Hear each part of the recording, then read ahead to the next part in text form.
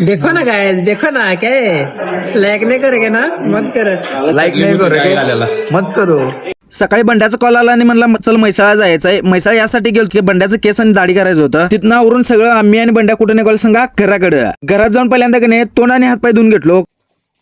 एकदा असं अँगल लावलो आणि तोंड पहिल्यांदा पुसून घेतलो. तिथनं की नाही आमच्या मम्मीने की नाही मोसंबी दिली ती पण जरा खाऊन घेऊया म्हणलं. एकदा असं अँगल लावलो आणि की नाही मला की नाही गॅरासने वैरण टाकायचं होतं ते पण जरा टाकून घेऊया म्हणलं. मम्मीने की नाही गिन्ना शिजवलेली त्याच्यावर पण जरा ताव मारून घेतलो. खतरनाकच लागाल तर. तिथनं संध्याकाळी बंड्या मी निकल्या आत्र्या लवक्या दिप्या आम्ही सगळेजण कुठे चाललेलं सांगा जेवायला डाब्यावर. एकदा हॉटेलमध्ये जाऊन पोहोचलो. जेवण कधी येते असं झालं भुका लेवट लागलेल्या. कुठं गेलोय आणि मस्ती केलं नाही असं कधीच झालं नाही. ही दोघं कसं दंगा करायला ती बघा हॉटेलमध्ये.